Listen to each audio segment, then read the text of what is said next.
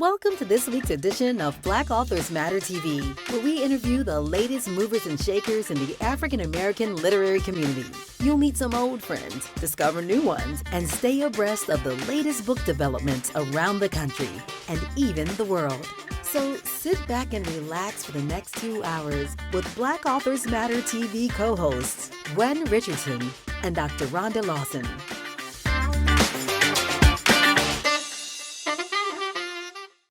Good evening and welcome to another episode of Black Authors Matter TV. I'm Gwen Richardson, your host for tonight, and I am right now awaiting the sign in for my co-host and for our first guest. This is one of the challenges occasionally, and it's very occasional, of doing a live show is if everything works fine, which it normally does, it's great, but when it doesn't all work fine, then it's a challenge. So I'm going to hope that they sign in. I've already texted the person that was supposed to notify the first guest. And I'm going to check now to see if I have received a message from Rhonda that she will be delayed. And I had checked earlier and I didn't see a message. So let's see. I don't see a message that she's delayed, but she's not logged on. And so in the meantime, there she is logged on now. So we do have 2 books we're giving away tonight. And while we're waiting for our first guest to sign in, we can give away this first book. And this one, it will be exciting for people because it is the new book by Terry McMillan. It's an arc of her book that's coming out. Let's see, the date is next Tuesday. It's coming out next Tuesday. So the title is It Was the Way She Said It. And this is the art that they sent. And so before I do that, Rhonda, welcome to the show. We haven't the first guest hasn't signed in. I think that's not the first guest. No, that's actually the last guest. So sometimes people sign in early, they just want to make sure they can get wait, I know who the first guest is, and that definitely is not the first guest. Right. And I've already texted his publicist who said everything was a go this morning. Is he in a different he's on the East Coast. I mean, on East Coast. He lives on time the East zone. Coast. He lives on the East Coast, but I don't know because he travels. I don't know if he's on the East Coast. Let me see, because she didn't respond to my text. And you want me to call? Because I'm good for calling people. Yeah, that will be great. I did forward you the form. Yeah, I have it. I have it. So yeah, try calling. Y'all talk amongst yourselves. Let me grab my phone. And then in the meantime, we can give away Terry McMillan's book. So it comes out next Tuesday. It's called It Was the Way She Said It. And the trivia question to win this, which is an advanced reading copy of the book, the trivia question for this is, what is the title of the last book Terry McMillan had before this one? So her last release. It's been a few years since she released a book. So what was the title of the last book? I know. Oh, I can't tell. Sorry. Okay. So if you get the answer, you get this advanced reading copy of the book. Now, did you have any success, Rhonda? No, I'm working on it right now. Okay. All right.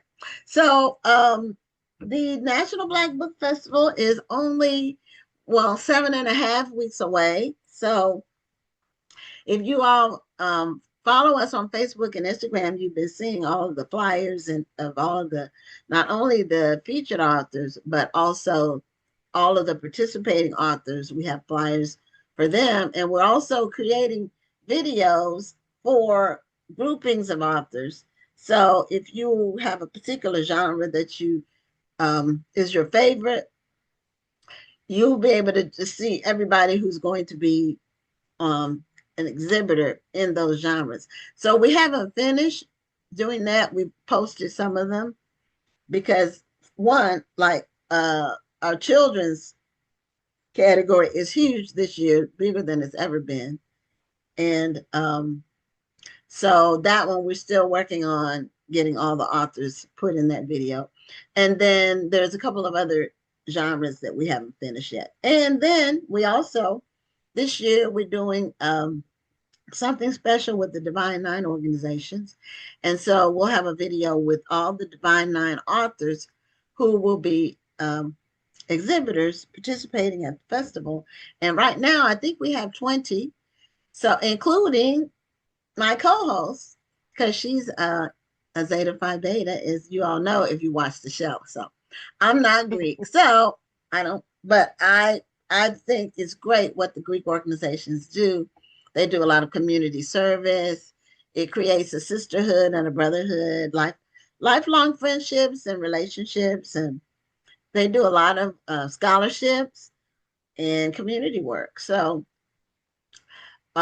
we're excited to have that as part of our initiative for this year. That's something new we're doing, and we're working on just doing some exciting things for this year and next year.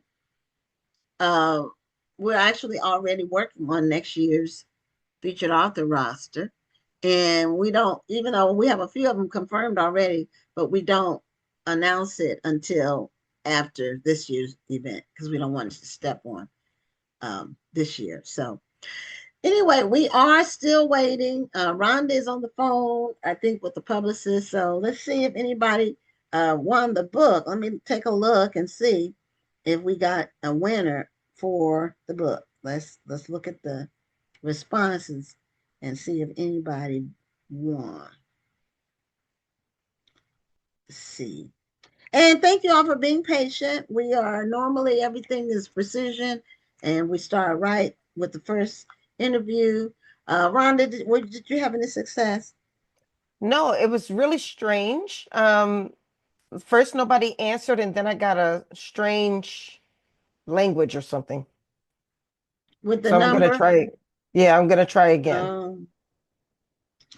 Well, she sent me an email this morning. I might need to let me see. Let me first see if anybody won the book. Not yet. So Curtis said hello everyone, but nobody has. So the book that we have, let me do it again, the arc that we have. We're waiting on our first guest to sign in. And it's curious that it hasn't happened yet. But this is Terry McMillan's new book coming out. It's being released a week from today, which is next Tuesday. And it's called It Was the Way She Said It. And the trivia question to win this book is, what is the title of Terry McMillan's previous book that was right before this one, which was a few years ago, but what was the title? And then you can win that. So I am, Rhonda, I'm going to check my email and see if maybe she had a phone number on the email that she sent me this Well, the morning. phone number that unless she maybe sent you a different phone number, the phone number I called from the form Mm-hmm. is the one that I was calling, and it doesn't seem to be working, or they're not answering, or maybe they're out of town or something. I don't know. She said this morning, she sent me an email that everything was as scheduled. Hmm. But she doesn't have a phone number on her email. And I don't know how Okay. often she might check her messages, but I'm going to email her since the text didn't work. I don't know what's going on. And we Yeah. apologize. Our guests are normally, we communicate with every guest 4 times. So that's why we rarely have someone who doesn't show at the time they're supposed to. But things happen. And so Yep. And then this is live TV. yeah, it's live. So when it's live, anything can happen. Let's see. So she might, unless she's like sitting on her email, she may not even see this till tomorrow. Right. And let me see if I have you know what? I have the guest phone number in my phone. Well, I have sent him a message before on IG and he responded. So let me try that real quick. Yeah, well, I have his phone number in my phone because of the festival. So let me see. And this is the right number.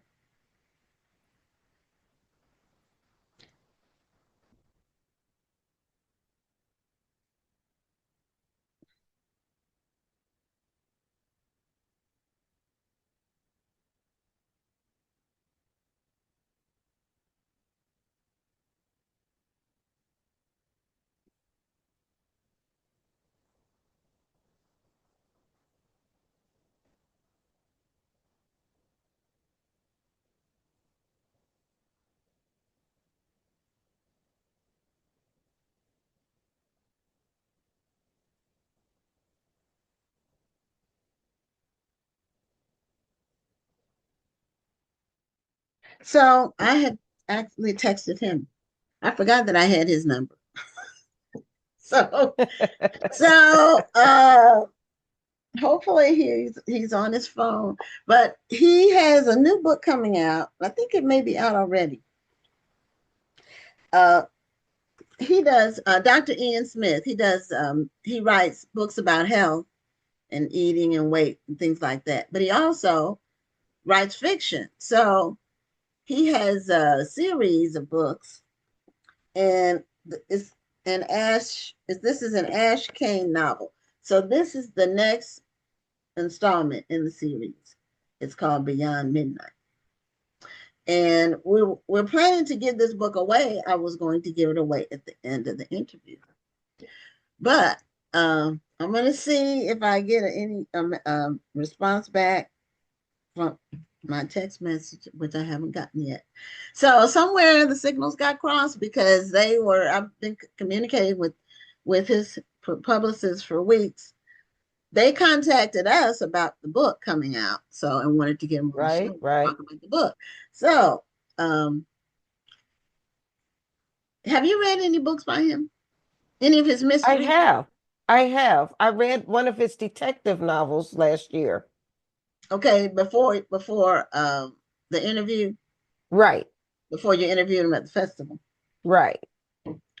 So I have And one of his books. I've always been a big fan of his diet and fitness books. Mhm. Yeah, but I haven't read any. I have one of them, The Ancient Nine. That's one of his popular ones, which I don't think is part of a series. I think it's a just an individual book. But Right. um, I I'm haven't trying to read it. remember the one that I read. I'm looking it up now. Okay, I think that it was part of the Ash Kane It series. was. Okay, so do we have a winner for the Terry McMillan book? Let's see.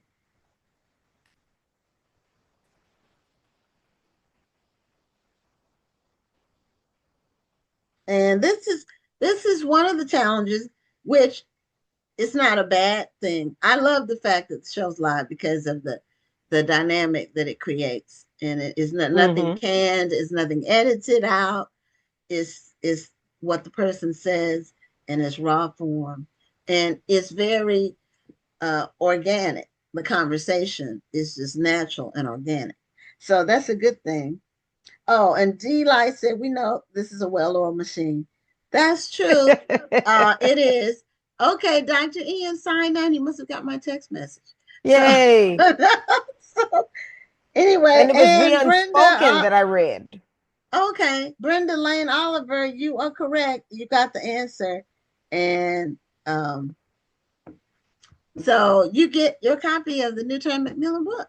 So, Dr. Ian, welcome to, I don't think he's never been on the show.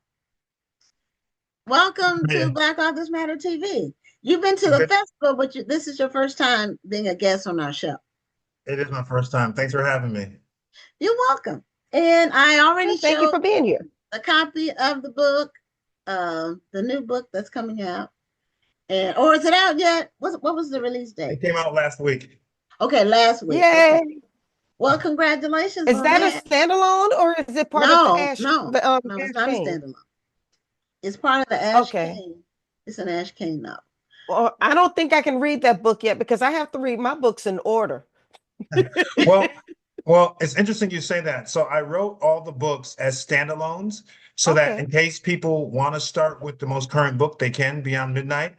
But there are some people who are, idiosyncratic readers. They like to go one to the Yes. beginning. So The Unspoken is the first one in the series, but Yes. you won't lose anything by starting with Beyond Midnight. Put it that way. Okay. Well, I read The Unspoken and I enjoyed it. Um, Ash is a little smart mouth something. He always has a little comeback. Yeah, that's who he is. I mean, he's a very intelligent guy. He's very authentic. He's always who he is, no matter what company he keeps or where he is in the city of Chicago. He's always going to be Ash Kane, and part of that is his wry sense of humor and his sarcasm, and at times his self-deprecation. Okay. Now, Mm, are you from Chicago? I'm not from Chicago, but I live in Chicago. Okay. All right. So, because I was thinking you lived in New York, but I um, used to. okay. All right. Yeah, Because normally, like the setting, some people have a setting in a city they don't live in or they've never lived in, but it's easier if the setting is a city that you live in, and it feels well, more authentic.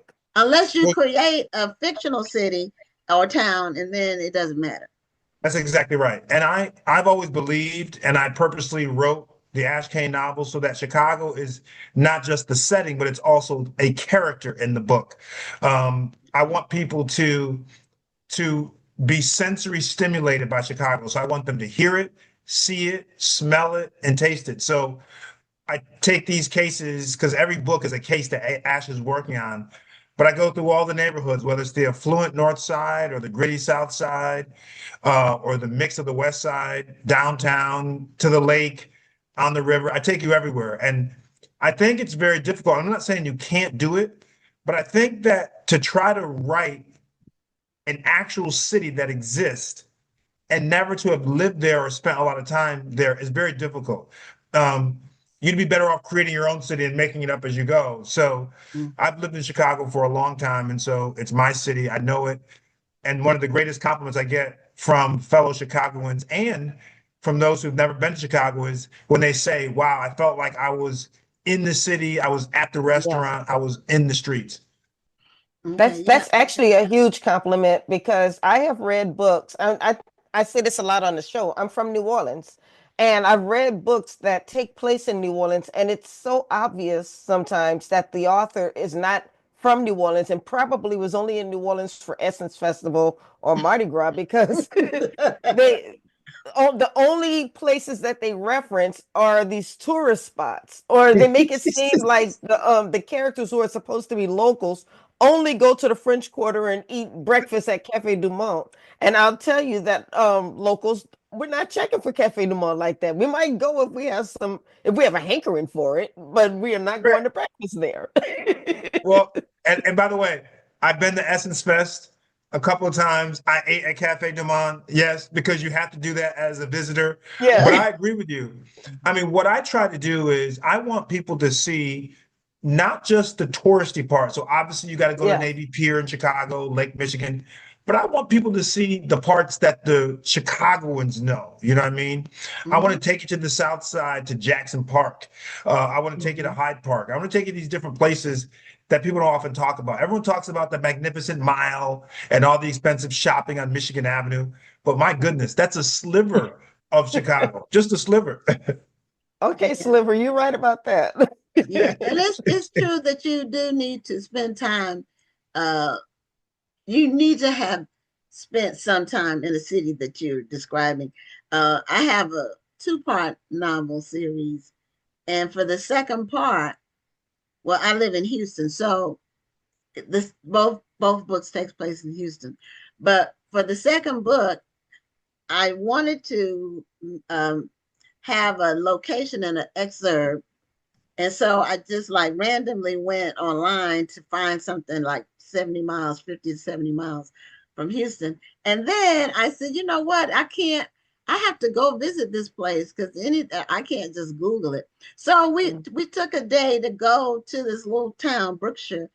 Um, and so I could describe it, and I recorded myself going down different streets. It's a real small little place, but they have um, interestingly, three major companies have like warehouses there or distribution places. So that was interesting. Amazon was one of them, and then I think Igloo, and I forgot what the other one was. But anyway, I had to get in the car and go and spend a day there.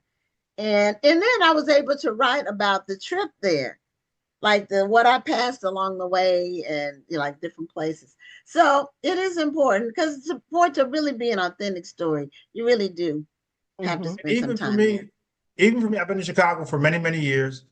And even for me, in a city that I live in and travel the streets all the time, if I'm writing about a particular neighborhood that I'm not overly familiar with, I get into the car, I go to that neighborhood, and I just drive around, I sit, I look, Good I try to idea. feel the neighborhood. You have to do it. Yes. So what kind of adventures is Mr. Ash getting into right now? So this is the case of a undocumented worker is found Hmm. on the rocks and the shores of Lake Michigan, and the police have called it an accidental drowning. And the book opens up with a young guy who's also a caddy, a golf caddy, works at a golf country club. It opens up with the golf guy coming to Ash saying, listen, the police are saying that my uncle drowned, and there's no way he could have drowned accidentally because, number one, my uncle didn't know how to swim, and number two, he was deathly afraid of water. He would never go near the water. So the fact that he was found on the banks of Lake Michigan does not register. And Ash, being Ash, never wants to take a case, but he takes the case because of his true love, which is golf, and because this kid is a really good golfer, and they do a swap. Ash says, I will take on your uncle's case if you give me some tips on my golf swing. And the journey begins. Oh, okay. Oh Now my I have a God. question about your switching roles in your books. You have the books that deal with health and wellness and eating and lifestyle, exercising, and then you have the mystery series. So it's like one side of the brain versus the other side of the brain. And now you are a doctor of what? So I'm a physiatrist, not psychiatrist, but I'm a rehab doctor, physiatry. Okay. All right. Hmm. Yeah. Okay. So you're what made you start writing mysteries? I've always loved mysteries. I've always read them since I was young. I've always wanted to write them. It's just that the other part of my life got in the way, going to medical school, becoming a doctor, going on TV, all these great things, by the way.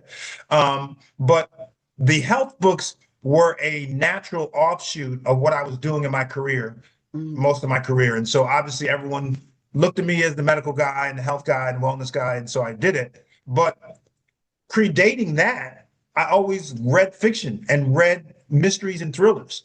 And so I always had an inkling inside of me. One day I want to write a great detective series like Robert Parker in Boston wrote Spencer, for example.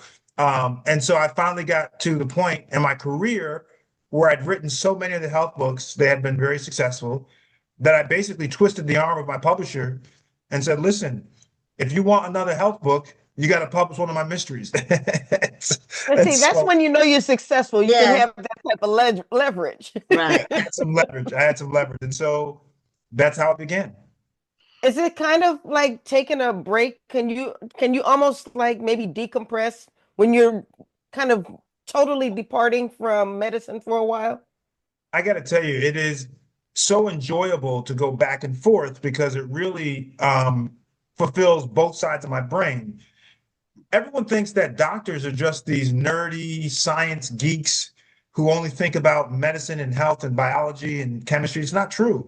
Doctors are human beings.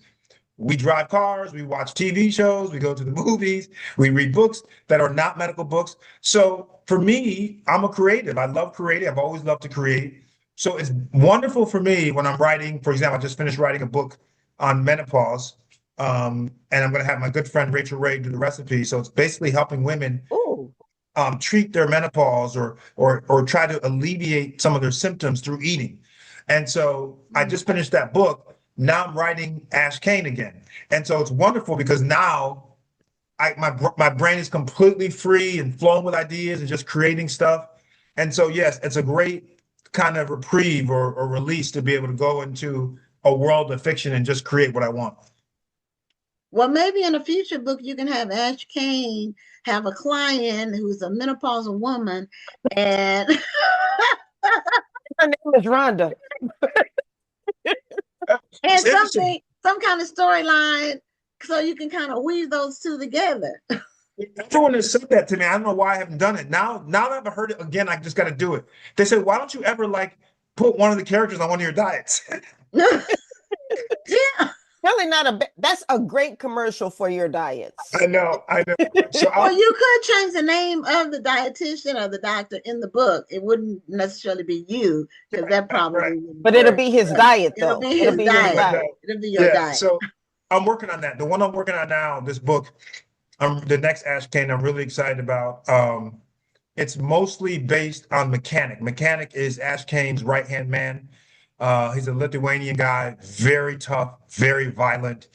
And a lot of people, particularly my cousin, have asked me, why can't you give Mechanic more action in the books? We love him, more action.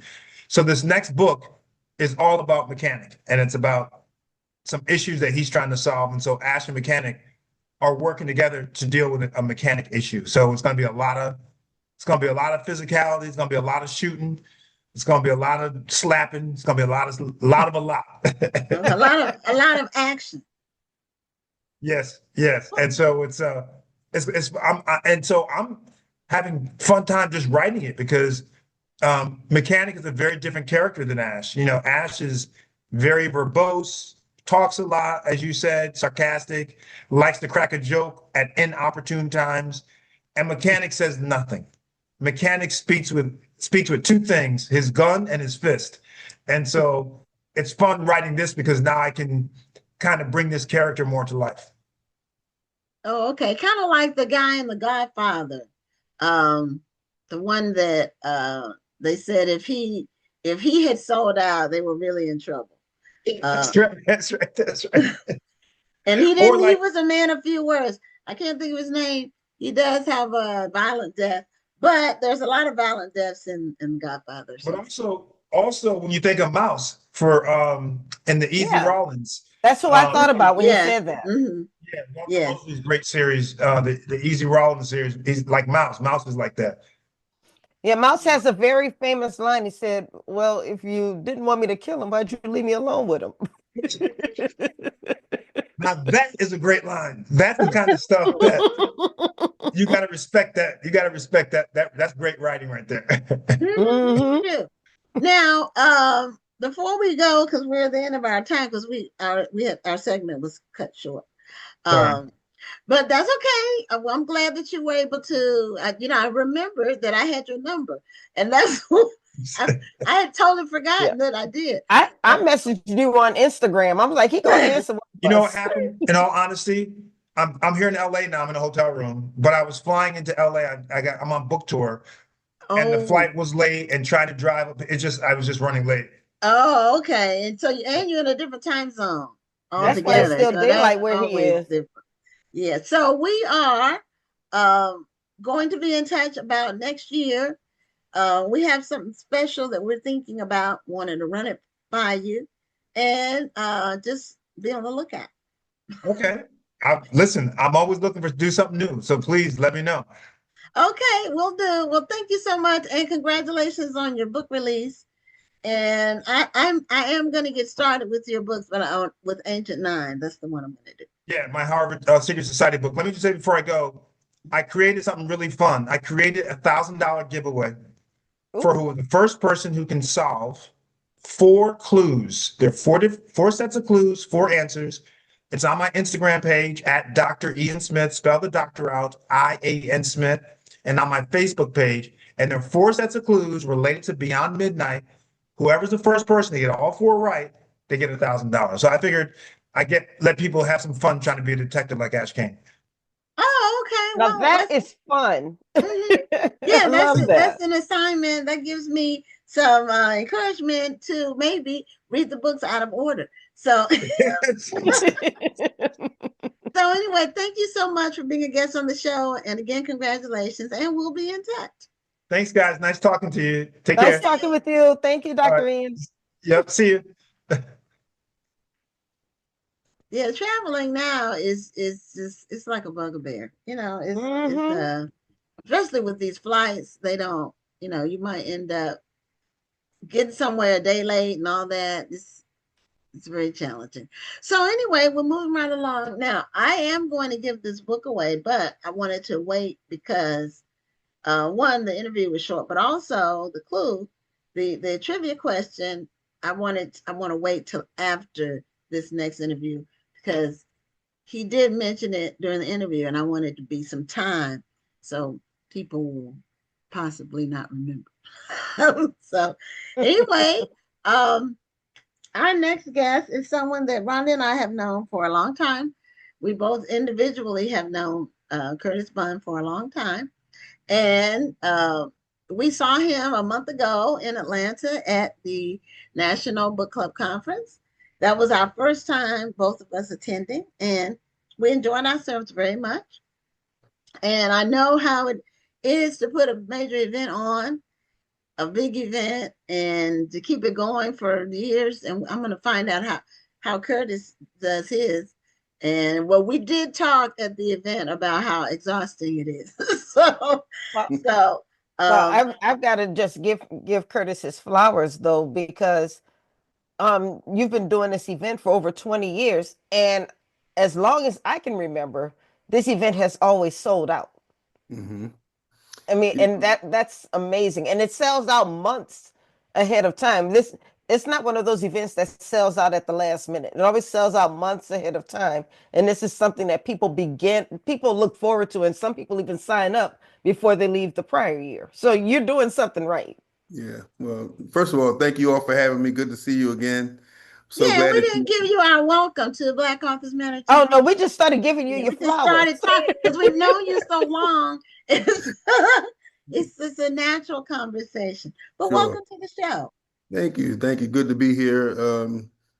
You know, it's I'm glad you all do this. I think it's very important that we acknowledge authors, and through your National Black Book Festival and the National Book Club Conference and other venues, we are celebrating authors, and we're celebrating literature, and we're celebrating readers, and um, it's probably more important now than it ever has been since we started doing this kind of work with the administration challenging everything Black. So let's keep it going. Yeah, it's important to keep it going as a natural thing, not necessarily in response to something. Right. Because when it's in response to something, then once the emotion and the energy dissipates, then people abandon it. And so Mhm. this is something that we always need. And it's a great place where people can just come together, and people who love books and Mhm. love reading and love authors and love the atmosphere. A book event is different from other types of events Mhm. in terms of just the atmosphere, the people, the Yeah, energy. no doubt. 4 days after this was the 21st National Book Club Conference. 4 days later, I went to the National Association of Black Journalists Convention in Cleveland. I'm a journalist. I write for NBC News, and I'm a journalist first, and of course, written 10 novels, 11 novels, and three nonfiction books. But um, the National Association of Black Journalists Convention was good, but it did not have the feel of family like when you have a bunch of like-minded That's readers true. together.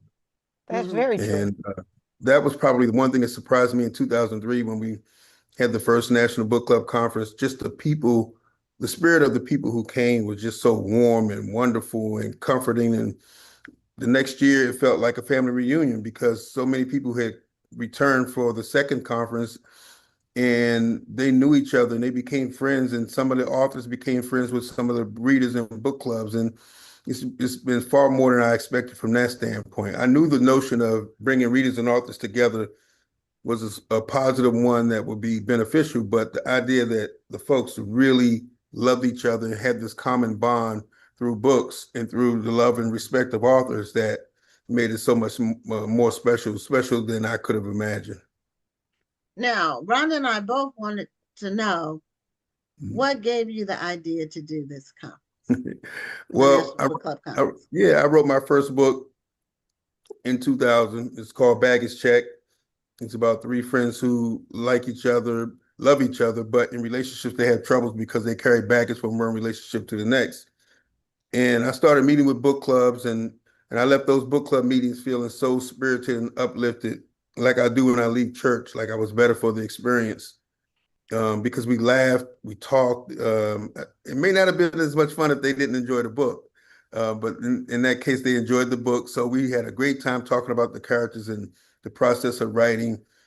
And it just struck me one day that somebody needs to do something to bring readers and authors together in a way that's much more than standing in lines at that time in Barnes and Noble or Borders, Books a Million, get your book signed, take a quick picture, and you're off.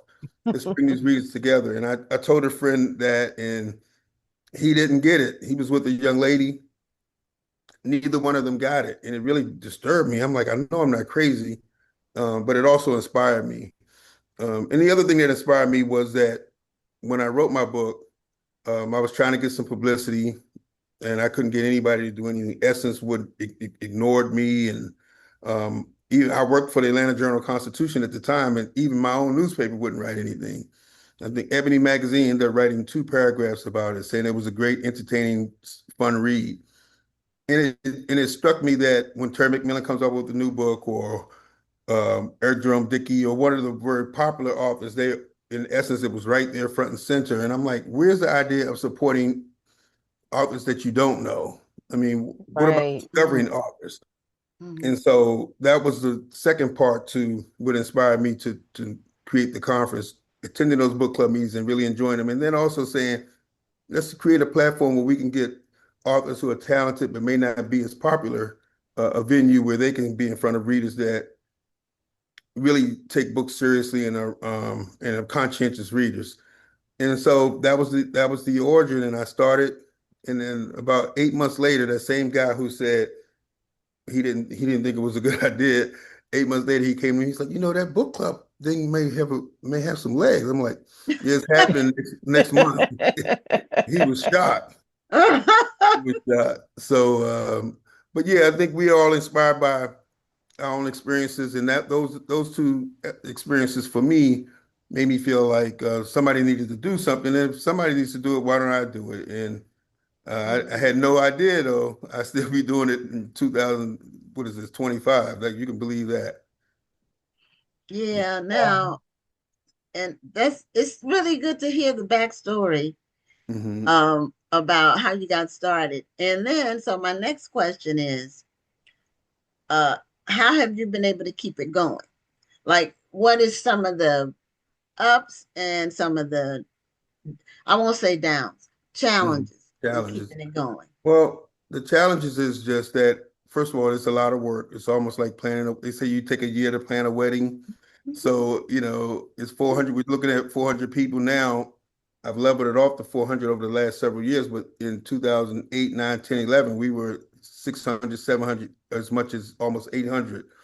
And that was just way, way too many people. It was, it lost the intimacy that was really a part of the charm of the weekend, where you can have a bunch of people together and still spend time with authors and each other and not feel crowded and rushed. And so 6, 7, 8 years ago, I trimmed it and capped it at about 400, which is still a large number, but much more workable. And you still have a feel of that it's not a flea market kind of deal, but more like a festival and family reunion.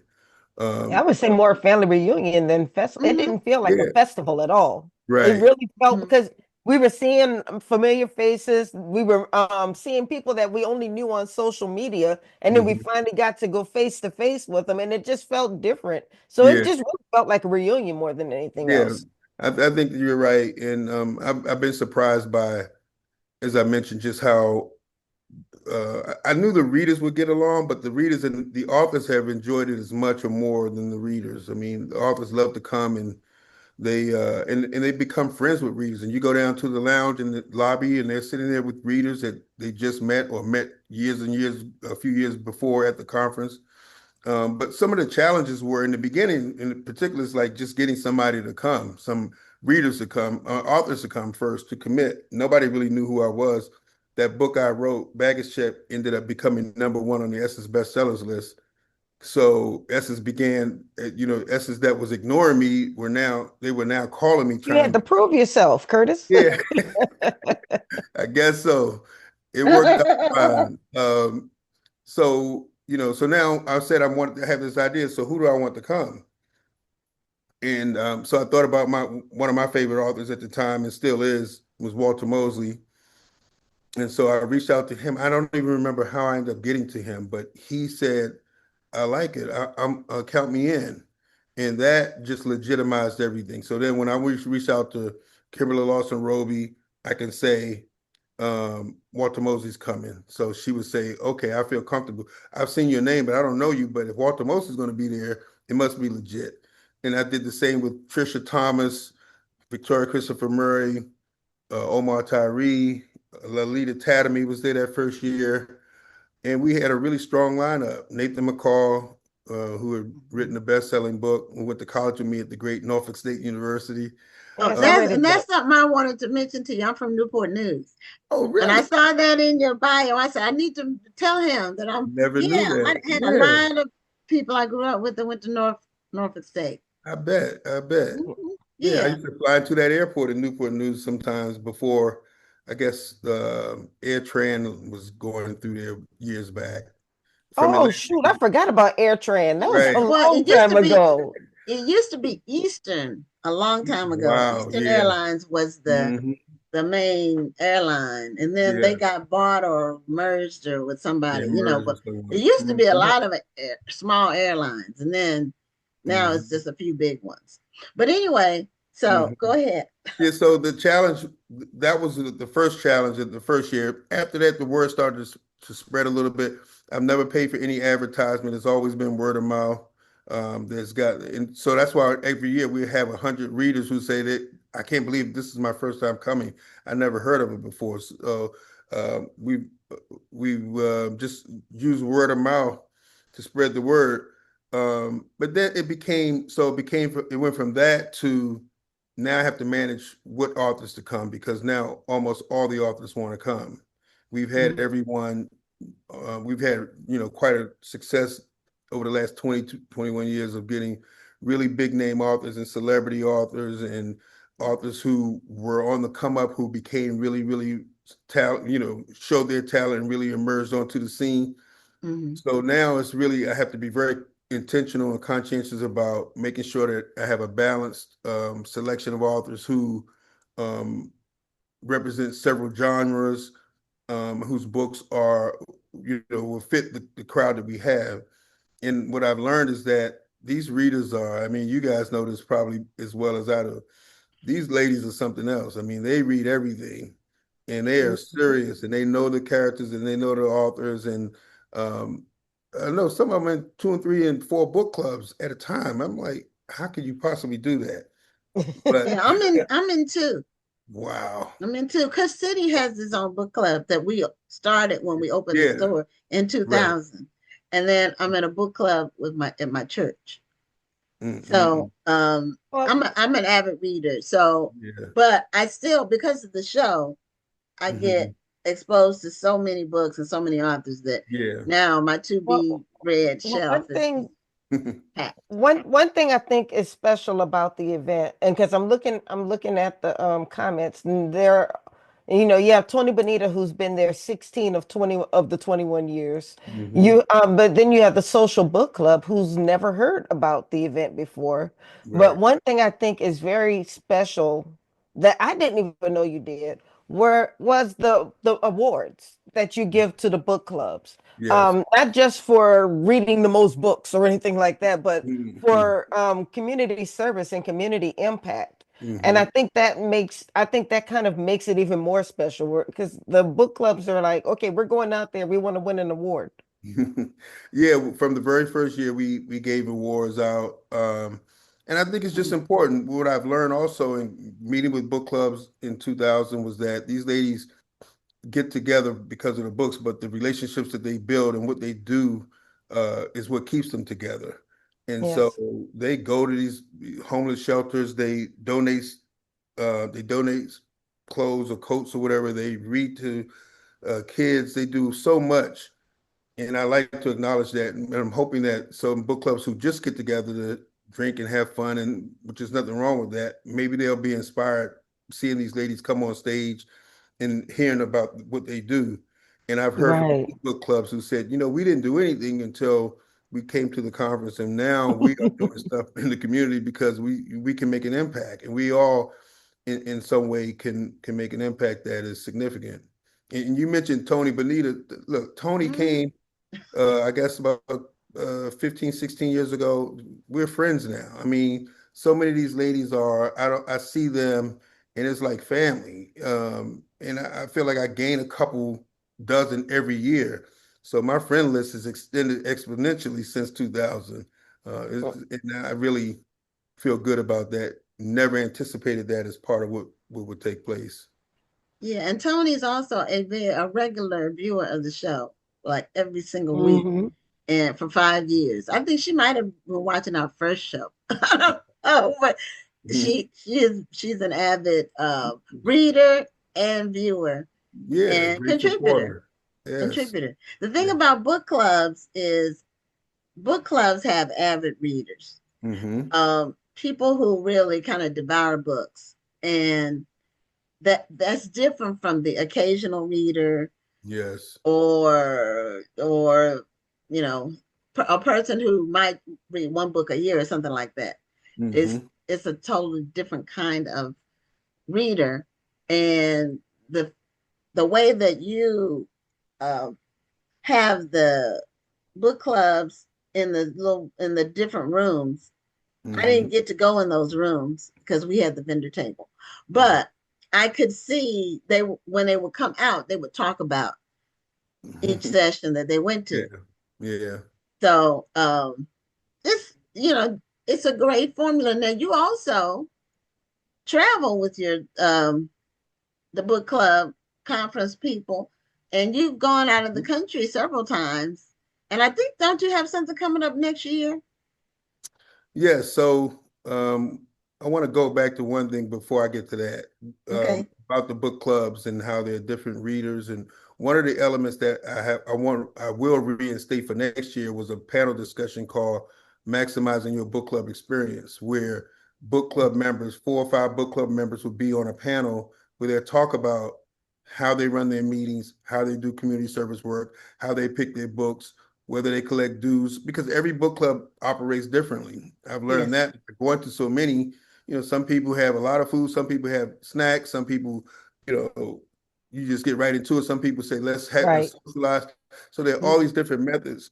And the readers got so much out of that, hearing about how phenomenal women of color, that's Tony's book club in Jacksonville, do things differently from a book club in Atlanta or even in another book club in Jacksonville.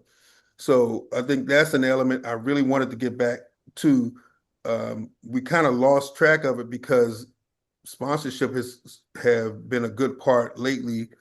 Publishers have realized the value of it because their authors are going back and saying, "Hey, we really need to be a part of this." And so, as part of their sponsorship package, they get a certain number of authors depending on the level. So that's maxed up. It's really taking up some of the time. But we want to definitely get that panel back in. I'm going to institute that panel for Saturday morning, lock it in, and we're going to work around it. Um, so I just wanted to say that because I think that's critical, and it's people talked about how much they learn from those sessions, and maybe incorporate one thing that somebody else does, and they may incorporate from another book club. So it enhances everybody's reading experience and how they operate.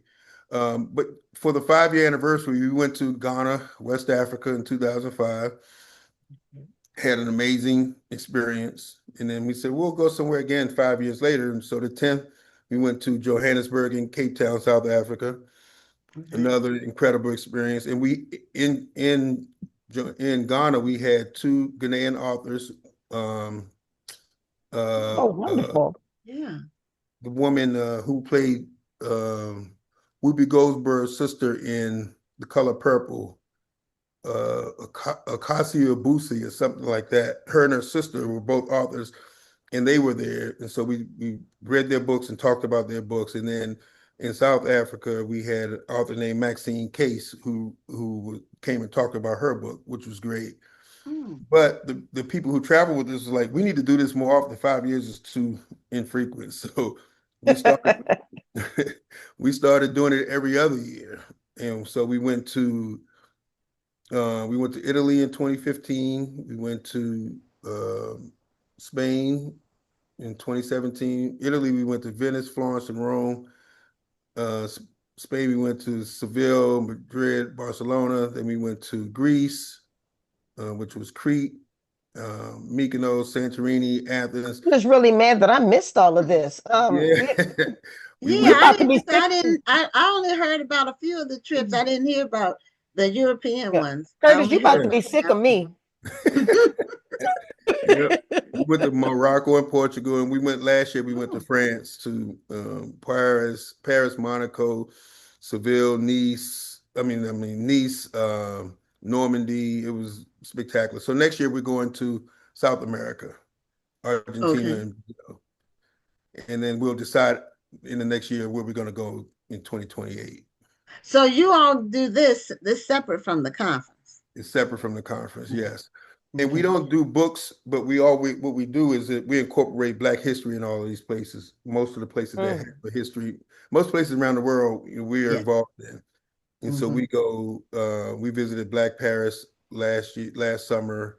We Oh, that's visited, awesome. yeah. So um, there's a great history in South America about Black people coming from Africa, taking Brazil was a big location where Hmm. enslaved Africans were dropped off. So we'll do some tours there as well. But it's a great opportunity, lots of fun for sure. Hmm. It's a great way for authors to get to know book clubs. Because when I first became an author, book clubs were everywhere. You couldn't throw a rock without hitting a book club. Yeah, And even though their book clubs are still active now, they're not as visible as they used to be. So to some people, it may seem like the book clubs aren't a thing anymore. But then you come to an event like this, where you still see the book clubs coming together. You still see them out there supporting authors, and you know that they're still active. They're just moving a little bit differently. yeah. Some book clubs dissolve over personal reasons. There was a big book club in Birmingham called In the Company of 12. The 12 ladies would come and they had their shirts and then I noticed that they weren't there one year and I reached out just to make sure everybody was okay. It's like, well, we had some deaths in the families and some this and that. And Hmm. eventually the group dissolved. But so many of these book clubs have been together for many, many years, Mhm. even longer than the conference. And a lot of times the entire book club doesn't come. Maybe a portion of the book club will come, but they always tell me, well, those who aren't here, we're sending them pictures and we're making them jealous. They'll be back they'll come with us next year. So yeah. Yeah. Yeah. So, is there anything? Oh, there are situations where you are presented with an author to consider, Hmm. and because I reached out to you a few years ago about an author, I won't say, and you said you polled your Oh, I know what you members. talked about. Uh-huh. Yeah. Yeah, we won't say. Right. Yeah. Okay, and they didn't um have an interest in seeing this person. So I thought that was interesting that you polled your your Yeah. attendees. What I've done is really made this not just about really about the people who come and the readers are the ones who Mhm. kind of generate it. So the last session of every conference I have when I sit and I talk to them about the weekend, what you like, what you didn't like, how we can improve, what elements can we add, what can we take away, because I want them to feel a part of it. So if you read my newsletters, I'm always asking their opinions because I don't want to strong arm anybody. I want to make sure that We get a consensus about how things should work. In that case, that author was in a sort of a quandary in his life. If it was a male, right? Mm-hmm. Yeah, I remember.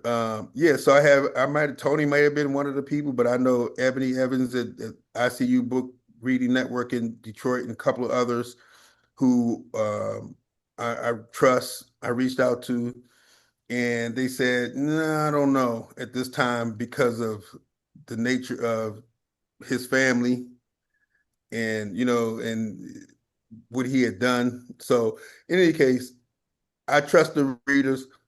It's their event, it's not mine. And I want to make sure that we're doing the right things for them when we're putting it together. And I certainly don't want the man to be there and be shunned. I Right. don't know how much you could hear, but I constantly talk to about making sure that you go and support at least 7 authors that you don't know. I That's Right. I noticed that saw you that in your actually put that, newsletter. yeah, you put that in the Mm-hmm. instructions to go and yeah, support authors that you don't know. yeah. Mm-hmm. I've done a book signing before where I'm sitting there, you get somebody to come in and sign a book every, 10 minutes or something. It's not a good feeling. And Mm-hmm. so these authors, a lot of cases, are traveling. They're all talented. And um, to the credit of the attendees, they dug in on this. And in the post-conference survey, I asked, did you enjoy the 7 authors or whatever number you visited that you didn't know? And the only response that was 100% was that one. They enjoyed these authors that they didn't know. And so you talking about Gwen, you talking about your to read list. Now people have built their to read lists in their library because they've met these new authors. And that's the element when I said earlier, you know, getting readers and authors together was important, but the other one was giving readers, introducing them to authors that they may not know, because Walter Mosley's room is going to be packed. Kim Roby's room Right. is going to be packed, and deservedly so. So I need Mhm. them to get the readers there, but while they're there, I want them to go out and explore and stretch themselves, and they have done that great in a wonderful way, and they're benefiting from it. And the authors leave feeling uplifted, and the readers leave feeling like, wow, I'm so glad I went in there and I met this new author I'd never heard of before. Right. Well, Rhonda and I are planning to return next year. Great. So I need to take care of that by the end of the week because I know that Mhm. those vendor spots Yeah, get and snatched. actually, I was going to ask the same thing because we already said your event sells out quickly, Yeah. not just your authors and your book clubs, but also vendors. They sell out quickly, so Yeah. people need to get on it right now, probably. Yeah, nationalbookclubconference.com. It's a remarkable thing. We had at least 70 people who paid for the next year at the conference, and they didn't even know who the authors were going to be yet. So that's the Mm-hmm. confidence that they have entrusted in me, that we're going to make sure, I'm going to make sure that they're fulfilled. And we already have Sadiqa Johnson, we already have Kimberly Lawson Rowe, we already have Tayari Jones, we already have Will Haygood, who wrote The Butler. We're adding a movie night this year, Right. Oh, I next that'll saw be year. fun. that. I saw that. And Yes, Will Haygood is the one you were doing the Butler. yes, You're gonna watch the Butler. Now, is yes, it gonna be like you watch the movie and then you have a discussion afterwards with the yes, author? Is that what yes. you're We're gonna going to do? watch it in the ballroom, have Okay. popcorn and food, and then Will is going to be there, and he's going to discuss how it all came together and Okay. any questions we have for him. Well, That's that's fun. that's a nice added feature. Yeah, And yeah, it's important to keep your event, fresh where it doesn't get stale. Like that's right. you do That's new right. things, try to do something new every year, or at least every other year.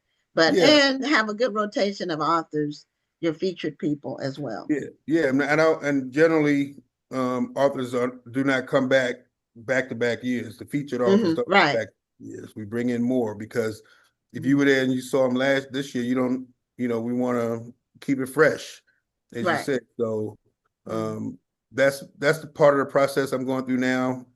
Couple of big announcements tomorrow on some authors. There's who are really talented. So we're gonna keep it going in a way in which people leave feeling better for the experience. That's all we can ask. That's all I can ask for. Yeah. Okay, so if people want to learn more about the event, if they want their book clubs to possibly attend, how do they find out or sign up for that to attend? And The what is the website is, process for a book club as far as the deposit and then when is the balance due? yeah, all that information is right there, readily available at nationalbookclubconference.com. Nationalbookclubconference.com. It's all the the authors, picture videos. The itinerary obviously isn't set yet, but all the registration information I'm going to have this week. The hotel information added. You know, we're at the Westin and Buckhead part of Atlanta, which is very nice. Great location. There's shopping and food, and we get a discounted rate. So that's going to go up this week as well on the website. And you know, I'm just slowly putting it together as always, but looking forward to it. Definitely fatigued when it's over, but also rejuvenated, you know, after a few days to really get started to make sure next year can be better than the previous year. And I'm Well, sure it will be because you're moving in excellence. And Thank you, Rhonda. yeah, I think I give you all the the gala flowers at for the that. end is really, really nice with the red Oh yes, carpet and I that, love the where we gala, get to the dress guest, up. yeah, the guest speakers, the Yeah, dressing up, the Mhm. award. It's a great event, Yeah. and congratulations. And I'm looking forward to coming back.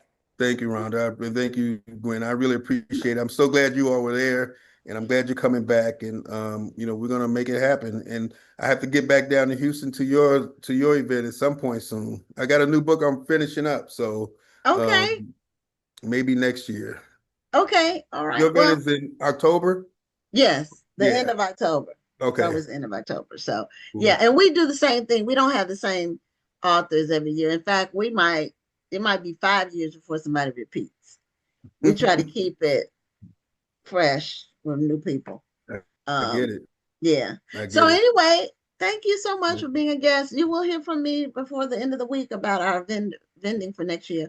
And Sounds great. yeah, so we look forward to coming back. Oh, is it at the same hotel? It's at the same hotel. Okay. Yes. Yes, Yes. All right. Well, You ladies are wonderful. Thank you so much. I really appreciate thank it. you. You have a great okay. night, Curtis. You all as well. See you soon. Bye. Okay. All right. Good Bye-bye. night. Oh, okay. So if there's any people in book clubs out there that want a book club, this is specifically a book club event. Is everybody who comes is in a book club. So that makes it different from just a regular event where some book clubs come. Everyone who attends, and there's a fee to attend because you get a lot of stuff for the whole week and weekend. So, but it's a great event, and he's been doing it for 20 today. This year was his 21st year, so that's a long time. We're having our 18th anniversary this year, and it takes a lot I'm just of work. celebrating my 10th. I'm a baby. Yeah, well, it takes a lot of work to keep things going. It You does. have to keep it fresh and you have to continue to innovate and all that. So anyway, we're continuing on. And as I had mentioned last week, our lineup tonight, we have all males in our lineup, and they're all new to the show. Every person who's on the show tonight is a first time guest. So Russell Andrews is no different. He is I don't know if he writes other than children's books. He'll let us know that. But he's a finalist for the Black Authors Matter Children's Book Awards that we do. And he has an interesting book called Shoes. And it's for age 13 plus, I think. So anyway, Russell, welcome to Black Authors Matter TV. Thank you. I'm honored and nervous at the same time. Oh no You need look to be happy to be nervous. here, though. I love the Yeah, smile. you got a big old Um, smile. I'm happy to be anywhere. Yeah. So, So show us your book cover. You have your book handy. Well, there, hold it up a little bit higher.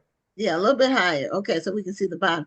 So your title is Shoes, No, and I'm obviously it's picking about up the. basketball. Uh, Well, that's the hook.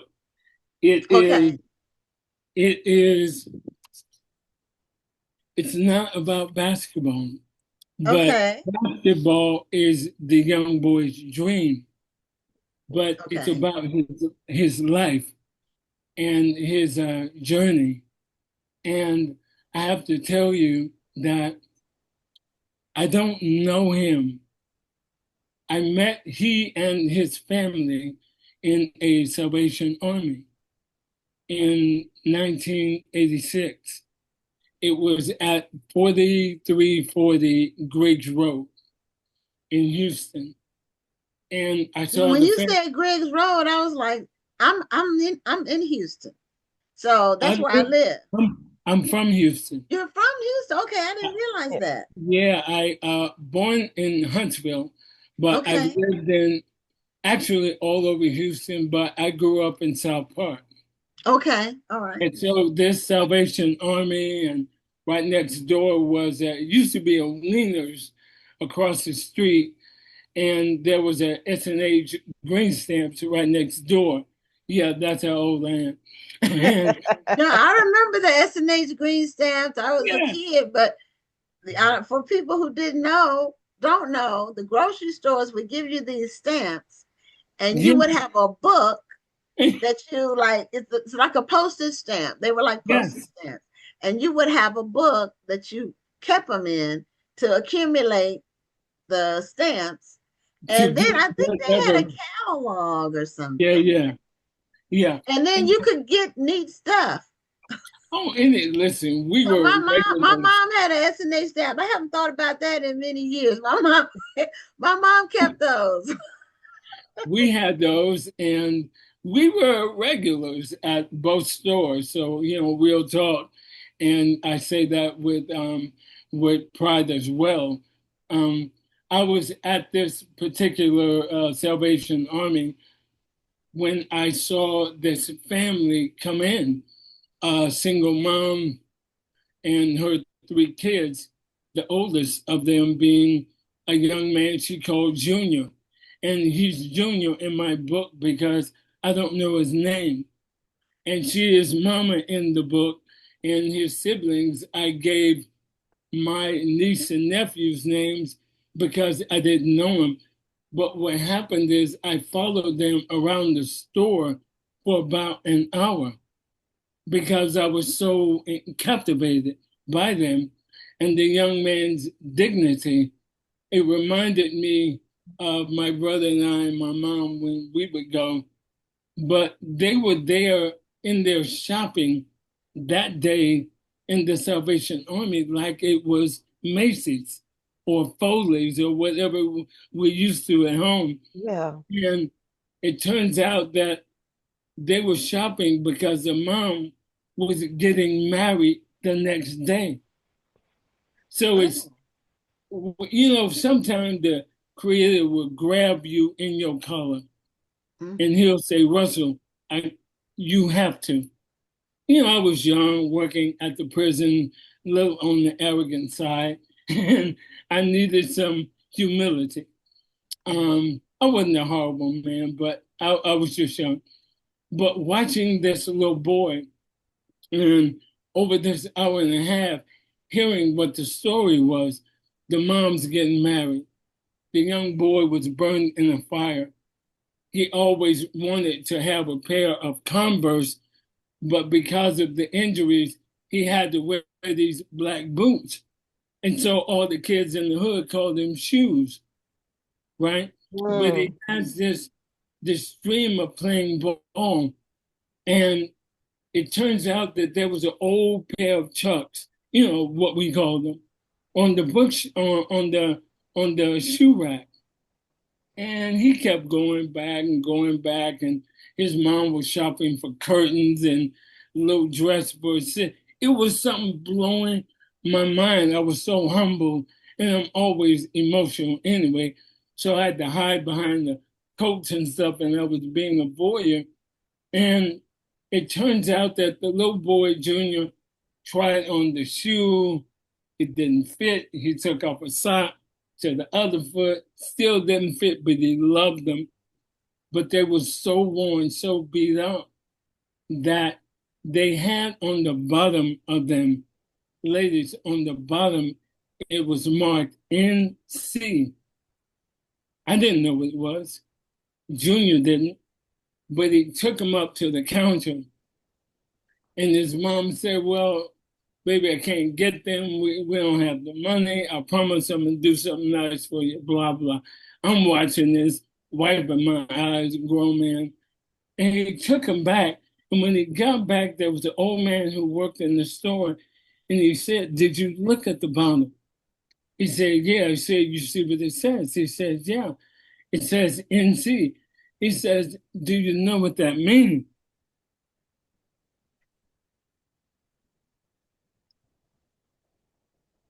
He says, no. He said, it means no charge. Mm. It was over for me. I mean, I was. So it was, the little boy was so excited and he was about to leave.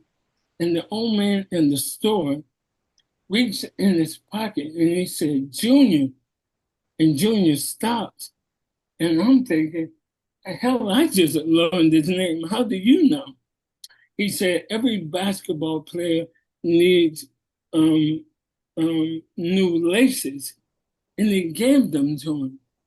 And so Junior he already had a limp because of whatever the prior injury was. House fire. His father died in the fire. These are real people. Mm-hmm. And I was blessed, if not fortunate, to be able to hear these stories between the mom and the woman behind the counter, and Junior telling the older gentleman why he had to wear the boots. And I'm like, oh my God. That is the story. The basketball is because that's what Junior wanted. To be able to be like the rest of the kids and play ball and do these things and have some chucks, which back in the day were the shoes for me. Right. And so ultimately, I take that journey in the book because I didn't know how they got there. So all of the chapters leading up to that were me and my brother because I lived that life. My mom was a domestic, and we would meet her at the bus stop when she was coming from across town, and we'd go to Woolworth, downtown. You from Houston. It used to I'm be. not from Houston, but go ahead. Oh, I'm sorry. I live in Houston, but I'm not from Houston. We would meet her downtown, and we would ride the bus back home with her, and the bus to church, and the bus to everywhere. So all of these moments in the book, I had to get Junior to the store, and it ends up that every moment is a true beat.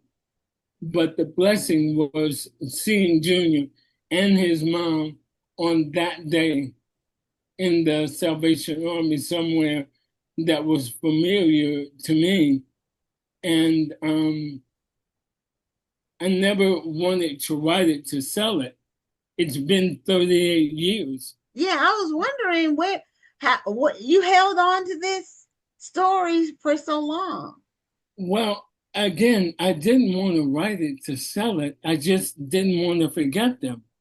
So I've held the story for years, but COVID hit. I'm an actor out here in Los Angeles. And so we were down for 3 years. And so I decided I'll finish it. It had always been there. I just had to put it together. And again, the story is bigger than me.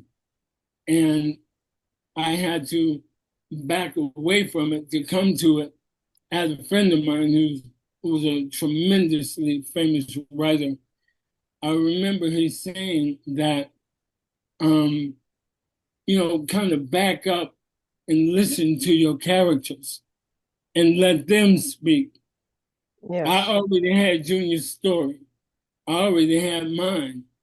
I just had to get my ego out the way and tell the story not the way I wanted it, but the way it happened.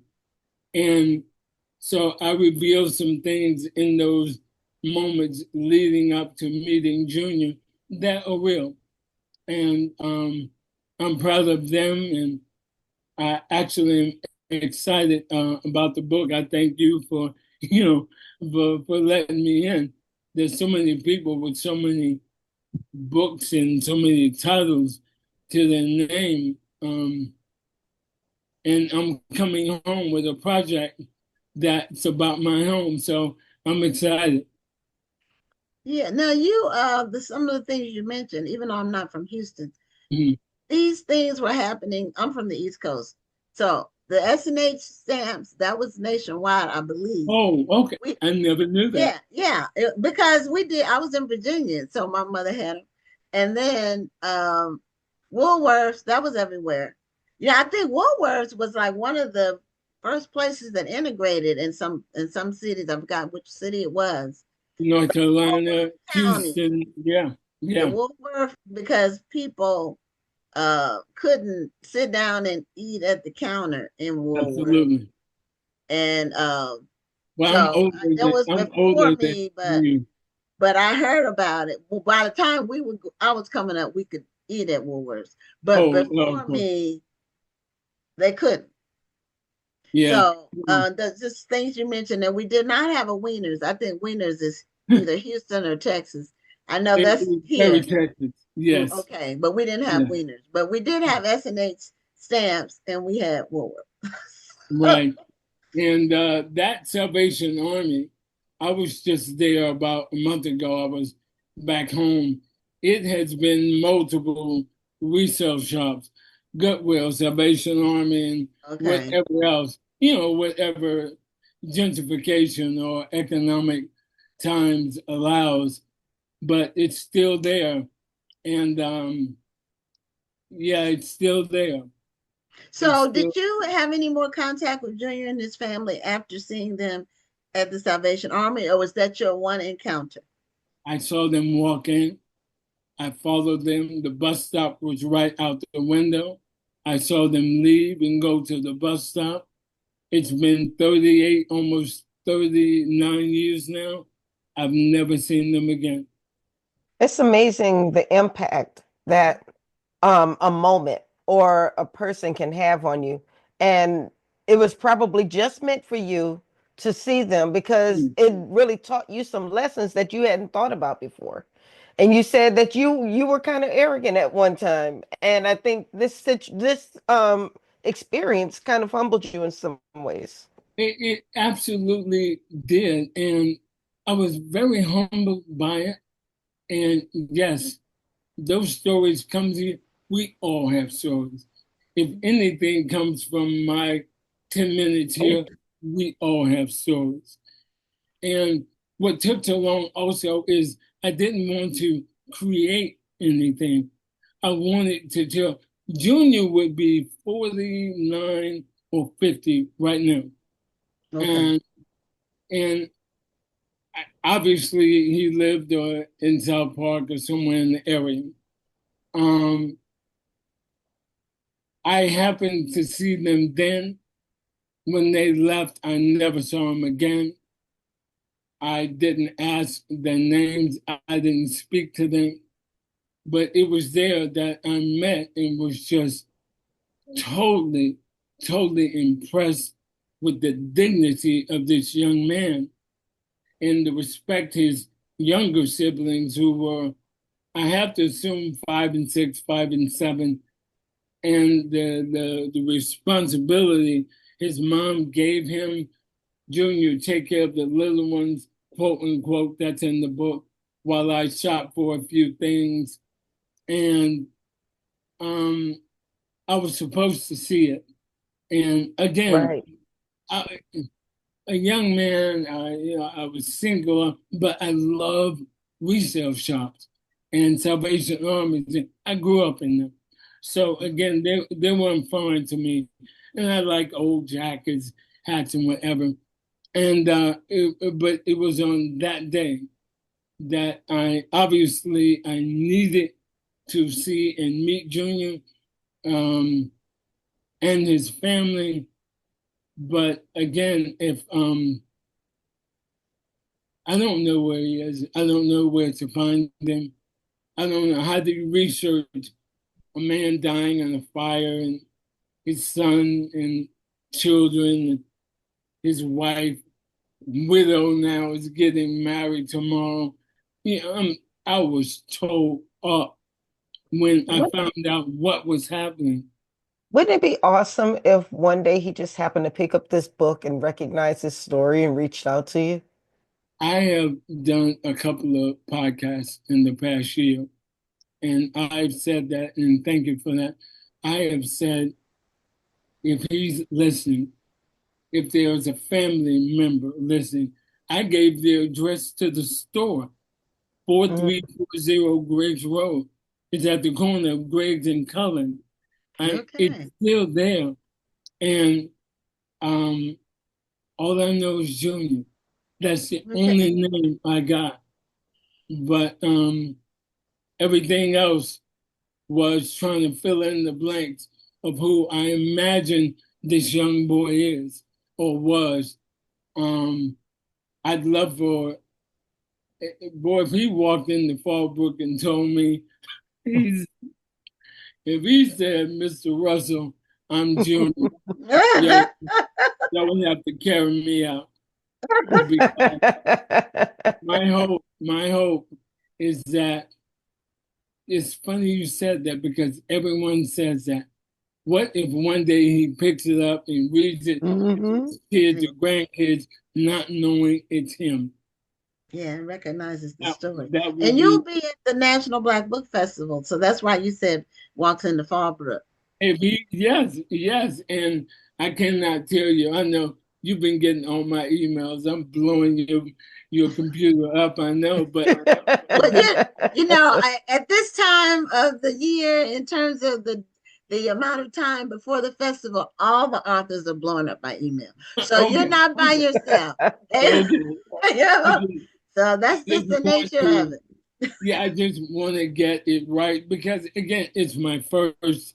I'm not, well, I guess I am now a writer, but I don't have the history that the people I've seen that come through. Your thing is big. I didn't know that it was like that. I'm just, trying to make some connections with my friends and family back home, but it has taken on a whole new beast. The book is everywhere it can be purchased. I have friends in Nigeria have bought it and taken it back home.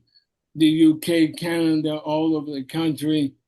A few of my friends and classmates that have now moved back to Mexico, and um, I'm humbled by all of it because again, this day, this random day, and this young boy or now man has been with me for almost 40 years. And I just hope I did right by him. Yeah, there's some things that happen in our lives that are unforgettable. They're Yes. really crucibles. They're Mm. they're meeting certain people or certain things happening or just and it can be good or bad. There's Well, some yeah. things that are life changing. But it's all part of the path that we all take as humans on this earth for the amount of time we have here. And it's like a minute.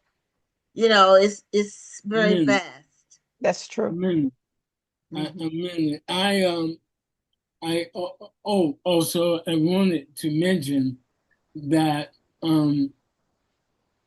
this may not be the time. This may be email stuff we need to deal with, but again, I'm very proud of what I've done. Proud of you as well. This is hard, what you do, and to service so many. And there's other people who won't even be in attendance who are also writers and also dreaming. The hardest thing is to sit down and be quiet and put pen to paper. That's the hardest part. It's just to begin and trust the process. We all think our material is the best, like our children. we all do, and and to whatever degree it is the best. So to be in this group of men or in the category that says something because they are accomplished, and either way, um, either way, I committed to getting Junior. He's 11, by the way. I've committed to getting him through junior high, what they call middle school now. I'm old. and high school. And Okay, so we're going to be following his journey for a while. I'm only going to say it once, so if whoever's listening, you're getting this info. Junior will finally become strong and healthy. Junior will finally make the basketball team his senior year, but he'll never get to play. And I'm going to leave that right there. Okay. It's not about basketball. It's about Junior. Okay. All right. Well, I like that you did a very good job. Your cover is very attractive. Ooh, that boy is bad. Whoever did your cover did a great job. He is. And that is a big part of the battle, because a whack cover, excuse me, is a good presentation, and it kills your book. This is true. Victor Onyenobi, that brother he's got others. He's done so much. He helped me through Ingram Sparks and the whole hookup with Amazon, which, is its own monster. But he is so talented and so detailed. He is worth the expense for my money. And I met him on Facebook. I'm just combing through, and the brother had some art that he had done for some project on the Disney film. And I said, there is no way in the world, one, I'll hear from him, but two, that I can afford him. And he contacted, and the afford part is still up in the air. But he is so good, I do get it. But some people do actually respond to DMs. You never know who is going to do it. We had Wendell Pierce at the National Black Book Festival. Wendell. It was about 8 years ago or 9 years ago. Really? But I reached out to him on Instagram. I sent him a direct message on Instagram, and he responded. Now, I met him at the NAACP Image Awards. Yeah. But I hadn't asked him to be a featured author. But when I messaged him, I told him I met you at the Image Awards. So that might have helped a little bit. But he could have just said no or not said anything at all. I've known That's true. You never know. You just never know. You never know. You can't, if you don't ask and you will receive. Didn't Curtis say he just reached out to Walter Mosley and he said yes? Yeah, and Walter Mosley, he does respond because he's been at our event 2 or 3 times. Mm-hmm. He does respond. His people do respond, or he responds. And he's still, because he was at the thing we went to in New Orleans, Rhonda, the library, the Black Librarians Conference. He was there. Mm-hmm. So he's still getting around. He lives in New York, but he's still getting around. Now, we got 1 minute left. I do want to, you said you were an actor, and I just wanted to hear a little bit, just give our audience a little bit about how you're acting. What have you been in that we might know? First of all, there's been quite a bit. I think what I get stopped in the grocery store for, I was this very, very, I won't say crazy, but interesting principal on Insecure. I was the principal kind of, I wasn't racist, but I was looking out for my folk, right? I did that. I've done Grey's Anatomy. I've done tons of theater around the country and the world. I've NCIS, all that. But interesting, you mentioned Wendell. Wendell Pierce was a producer on the play Jitney in New York, of which I was a part of. August was a friend of mine before he passed for 20 years. And Wendell was one of the producers when we were up Broadway for, I don't know, 10, 11 months or whatever. Yeah. But I've done some things.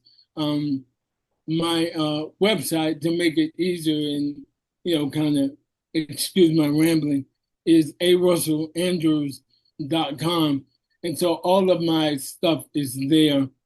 And we put that in the chat. I'm sorry? We put your website in the chat. Oh, you do? Thank you. Yeah, and so my work is there. And again, so much is stage, of which most of the public won't see. However, I have knock on wood or whatever. I've got, awards. I've got the Olivier, which is, it is the tip top of stage awards in the UK and transfers over here. But all of that was with August Wilson, who was a friend and mentor. And so I've been fortunate. It's a tough business. Yeah. And oh my God, when it's good, it's really good. It's really good. But when it's not, it's like, damn. There are a lot of days where, oh damn. But it's a good business. It's a good life. It's taken me places I never thought I'd go. Giving me courage, to even get through the book. And I thought my life was going to be athletics, but again, they say if you want to make God laugh, tell him your plans. So, yeah, that's true. I've heard that before. Yes, ma'am. We're at the end of our time, Russell, but we're looking forward to seeing you next month at the festival. And thank you for being a guest on the show. Oh, thank you for having me, and anticipate more emails. Okay, well, they come fast and furious between now and the event. Okay.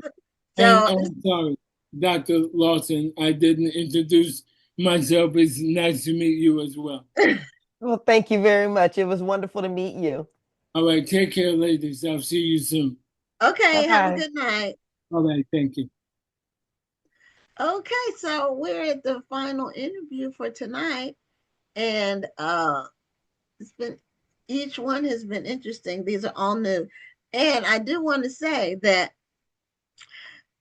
doing my count, the 800th guest will be either next week or the week after. So we will have interviewed rolling right along 100 different people, because see, tonight is all new people that haven't been on the show, so that added to the count. So anyway, it's a lot of people that are from Houston, lived in Houston, and that I didn't know were from Houston or lived in Houston. And this is our next guest is another one. Now he logged in like 2 hours ago, so he may have gone to get a snack or something. But I'm here, sis. I'm here. Well, you gotta turn your camera on, baby. Oh, I didn't know y'all wanted me to turn that on. How y'all doing? Okay, yeah, you have to turn it on. But Doris Allen, who's been on the show a few times, and she reached out to me, and she's with Scholastic now, and she introduced me by email to Van Garrett, and then I see he's in Houston. It's like it's a lot of people that come through Houston or in and out of Houston. I'm not from Houston, but I've been here many years. So, welcome to Black Authors Matter TV. I appreciate it. Thank y'all for having me. Yeah. Thank you so much. Glad to have you. And you're the author of a book called Kicks, which is your debut picture book. You have a copy of it? Yes, ma'am. That's right here. Andy? That's Kicks. Oh, we just finished talking about basketball shoes or basketball, and with our previous guest. And you have a book called Juneteenth. That's you right have okay, you got that too. Okay, very nice. Now, I love the cover. Is the illustrator or the writer? I'm the writer. Yes, ma'am. The illustrator of this is Reginald Adams and Samson Bimbo Adenugba. And both of them were based in Houston. They did the big mural in Galveston on the Strand. So, wow. Yes, ma'am. So we're just really excited to work with them. And it's just, I mean, it really came together. It really came together. Very, very nice. Very, very nice work. So you are also a poet. Right. You've won awards for that. And just give us a little bit of background about who Van Garrett is. Okay, yeah. Well, I'm glad to again be on the show. So I'm Van Garrett. I grew up in Wharton, Texas. I don't know if y'all know where Wharton. Yeah, I know where Wharton is. You go through there on the way to Dallas, I think. I guess that's one way to go. I guess that's one way. Is it on the way to Dallas or is it on the way to Louisiana? The other way, going toward Corpus Christi, going south. Corpus. Okay. See, I'm turned around. I know I've seen the signs though. Probably thinking about Waco. Yeah, probably Waco. You're probably thinking the other way. Yeah. Okay. All right. So you've Wharton, Texas. Now have we heard something about Wharton, Texas in the news in the last few years? Has it been on the news? Probably a lot of storms because we get a lot of weather down that way. So flooding and storms and Wharton County, you probably hear a lot about that. But okay, but you all didn't get the flooding with this the last one that we had, the last bad one in the hill country. Oh no, we were fortunate we didn't get that. So so I mean I grew up there, moved to Houston to go to school, to go to college. Studied at Houston Baptist University, which is now Houston Christian University. Undergrad degree, English and mass media. So I thought I wanted to be a journalist, which I was a journalist for a while and did entertainment for a while. And then I went back to school to become a teacher. So I'm an educator. And then I went back to school to get my advanced degree. And my advanced degree is in literature, African American studies.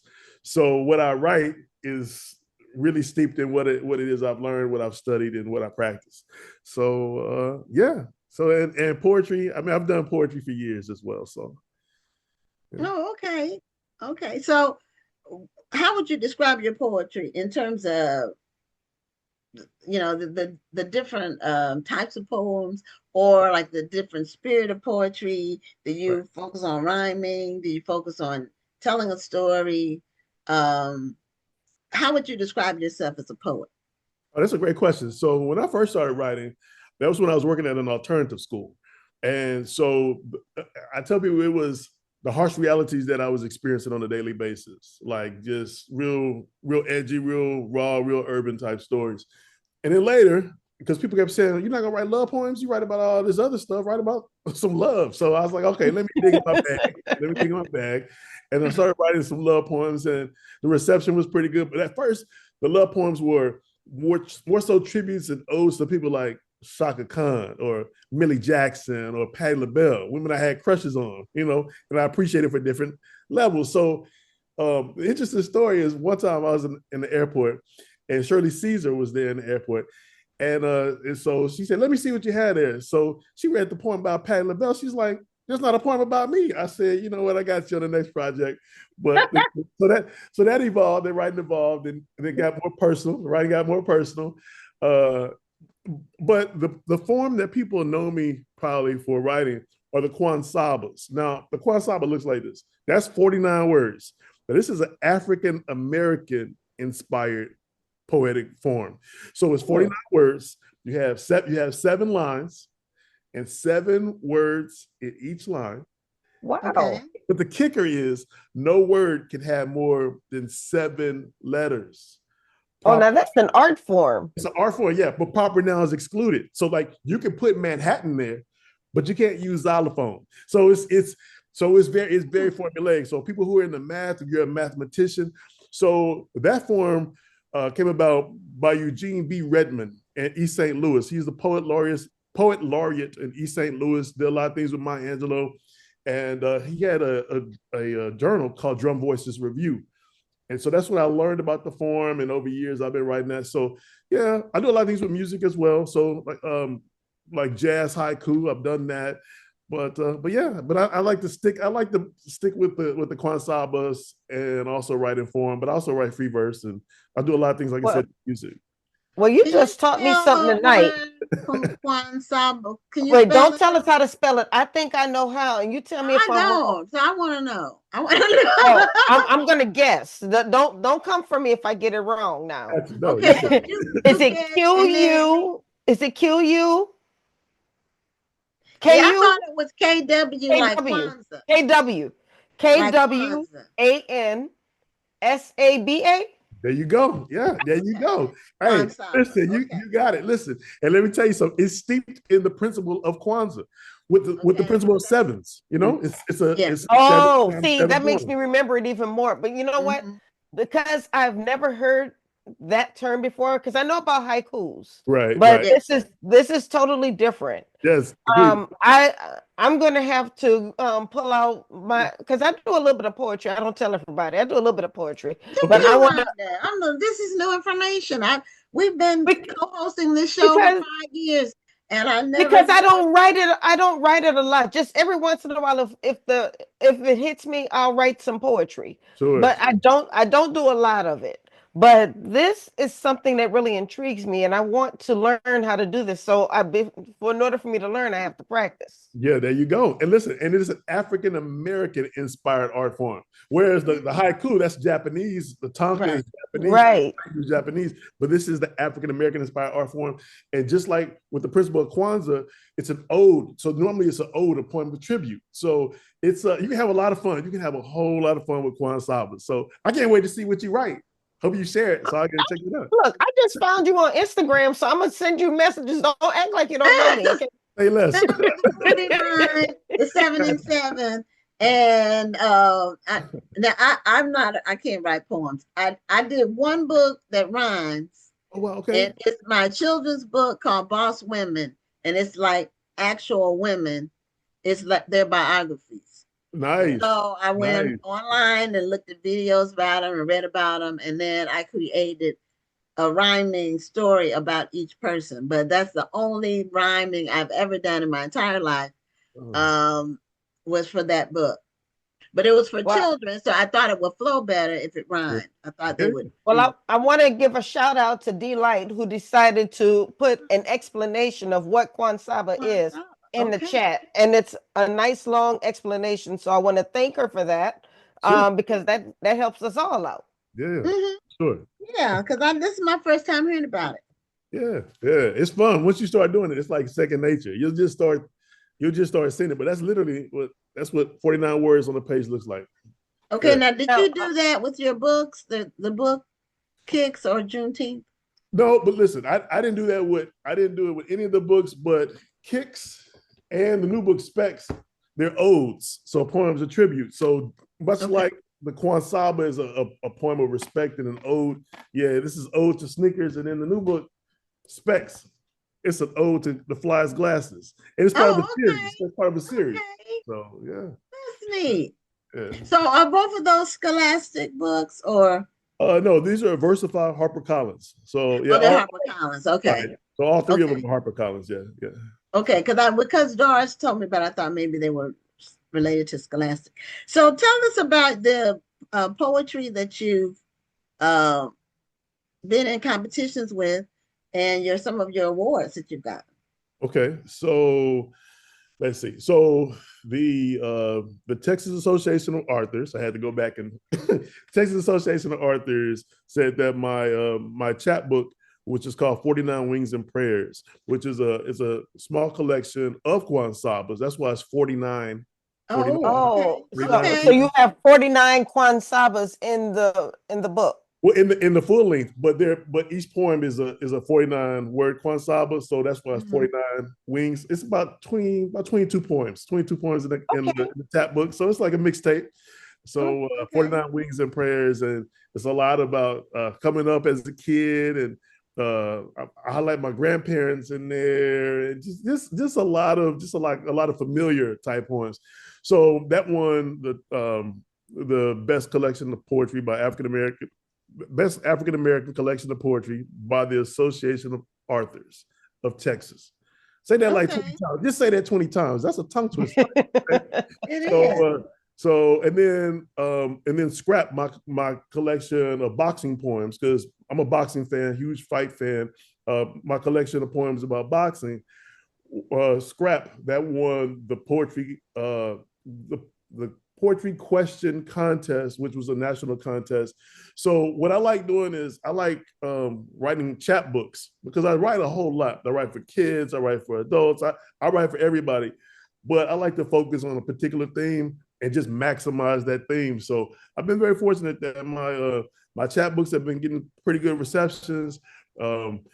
Just recently, I was a finalist for the Atlanta Review for their chapbook contest for another poetry collection. So, yeah, I'm just cranking out the words constantly, just cranking them out. Okay. Now, are you still an educator? I'm still an educator. Yes, I teach 6th, 7th, and 8th creative writing. So, yeah. So, yeah.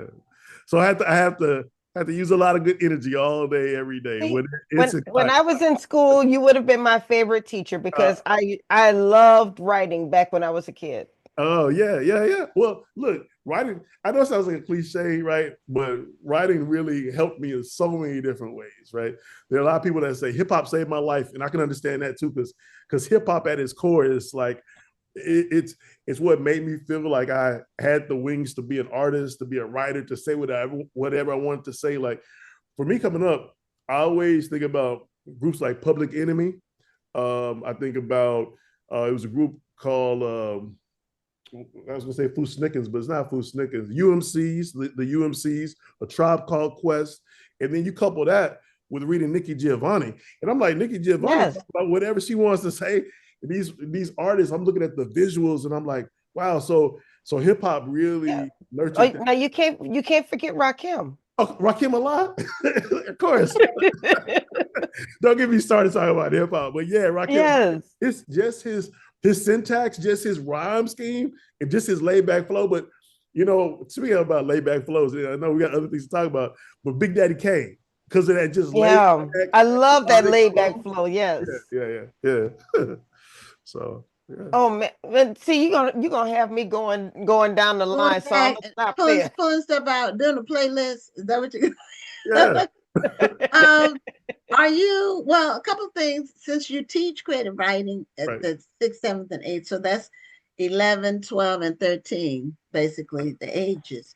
Sure. So what are you finding in terms of what students are writing about, or is that something that they are attracted to? How do you keep them engaged when they're everything's so tech driven? Right. So one thing is I just allow them to be who they are. I never want to change them. I'm like, you come in, you just bring me whatever energy you have, and we'll just sort all that stuff out. We'll work it out. So just yesterday, I received an email. Young man said, hey, look, this is a song that I really like. He said, but I'm going to remix it. What do you think about the remix? And I'm like, this is fire. This is great, because he's finding ways to connect to the music, finding ways to add his own energy to it. I'm still very much, we talk about different ways and methods of writing and how one comes up with ideas.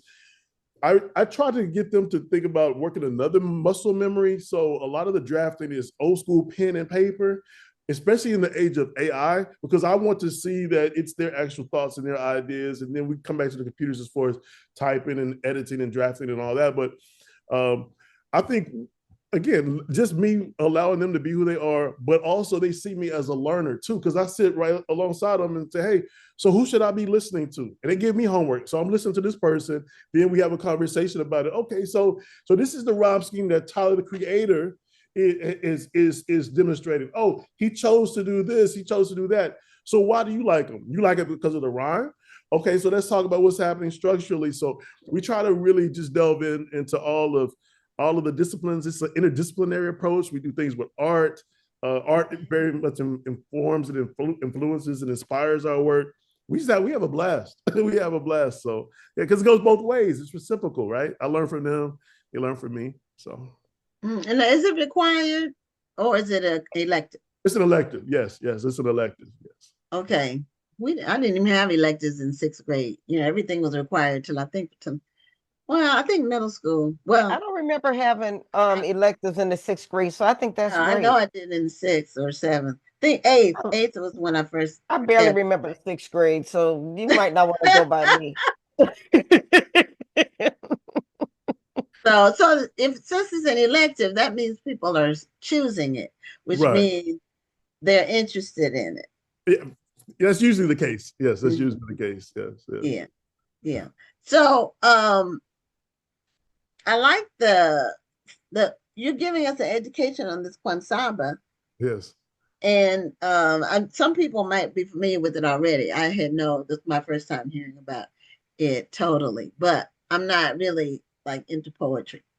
Okay. So unless it's spoken word, I normally don't read poetry. I normally listen to it if somebody has good delivery. Sure. That being said, while you're researching about the Kwansabas, y'all take the time to find out more about Eugene B. Redmond and the work that he's done in East St. Louis. Because East St. Louis is such a cultural place, right? But just his writers group, how they were sitting around like we're talking right now, right? And the conversation was like, where's the African American form of poetry? And they came up with one.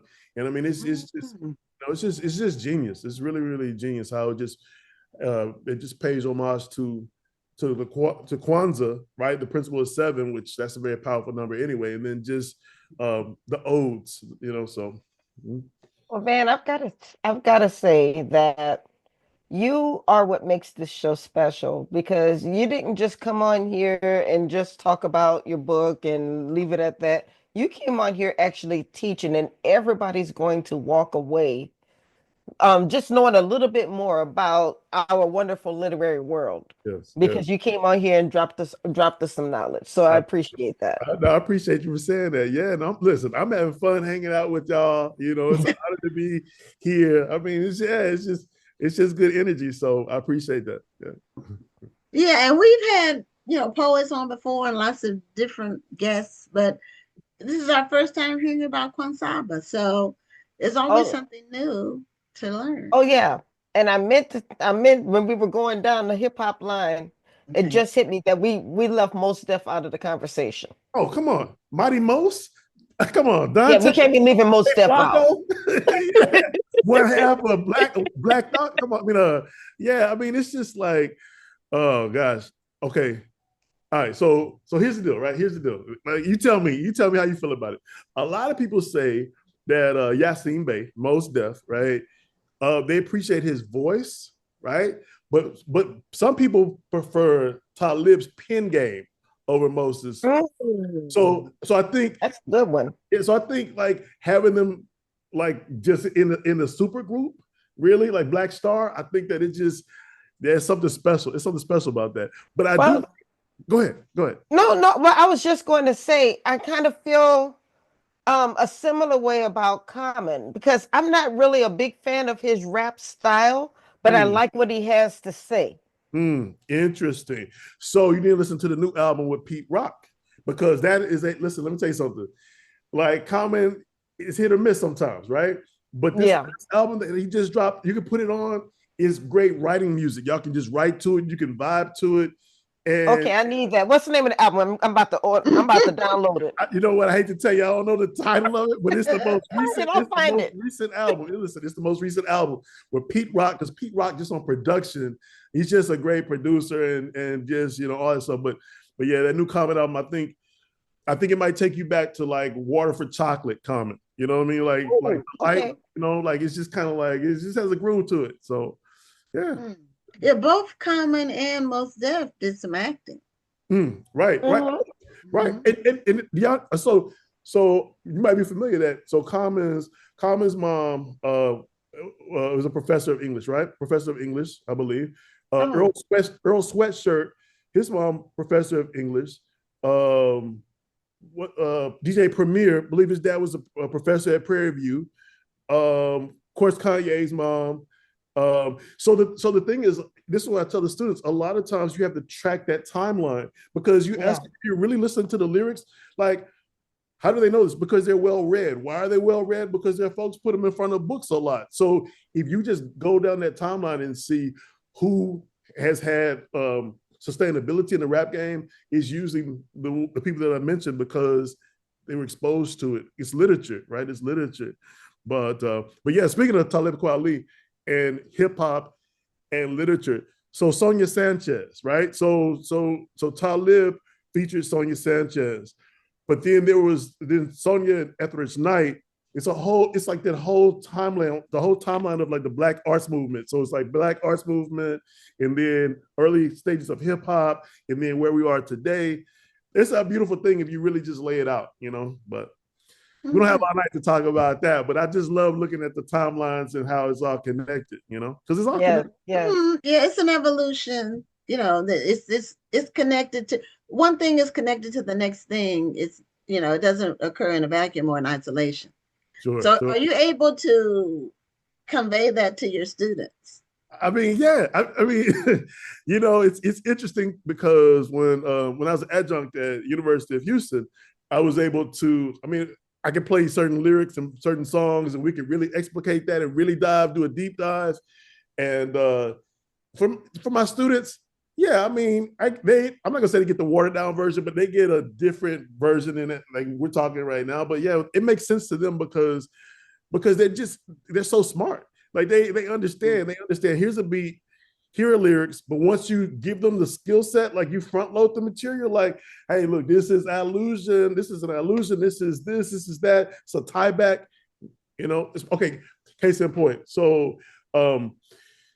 And I'm sorry the educator hat came on, but there's this literary style, and it's called tumbling verse, also known as skeltonic verse, tumbling verse. So it's like, so you try to find like a rhyme scheme, a rhyme pattern, and you just try to exhaust it. So it's like, say it's the I sound, I. So you rhyme in every word that rhymes with the I sound. Then you come back the E. So Kanye, he's known for doing that. But then there's a whole Chicago timeline because Chance the Rapper does the same thing, and other rappers from different regions. So you start breaking it down like regional, like on a regional basis, it's just so much, you know what I mean? So I eat this stuff up, y'all. So it's like, yeah. It sounds like it. Yeah. Well, Van, we're at the end of our time. Already, come on. We're at the end of the show. So, well, you show us your books one more time. Yeah, I got you. All right. So this is Kicks. Yeah, this is Kicks. About the flyest pair of sneakers. Yeah, sneakers for basketball, and then this is Juneteenth. About a family going to Juneteenth parade in Galveston. Okay, and then. This is the most recent title that came out last month, August 5th. So this is Specs. So yeah, this is our protagonist here is Joshua, and this is his sister Bria. So Bria's looking for the flyest pair of glasses as well. And the same illustrator. Shout out to Reggie Brown. I gotta just shout out Reggie Brown because I love that. Showing kids that glasses can be a superpower, you know. Okay. Yeah. Spectacular. So yeah. Okay. Well, thank you so much for being a guest on the show. Congratulations on all your work. And thank you for your service being an educator. I appreciate that. Thank y'all. Look, thank y'all. Excited and committed because you seem to be excited about teaching. Right. That's important. Yeah. I love what I do. I love what I do. I can tell. Well, thank you so much. We will stay in touch. Please do. And thank y'all so much. All right. Y'all take care. Have a great night. All right. Y'all too. All right. Bye-bye. Now that's Okay, the way well, to end the show. it is.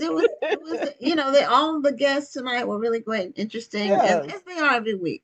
So we're at the end of the show, and we'll be back next week with another amazing episode of Black Authors Matter TV. I'm Gwen Richardson signing off. And I'm Dr. Rhonda Lawson. Have a wonderful evening and a great week. I both of us forgot to do what we used to do. And so it's a pause with our outro, but it's coming. It's coming.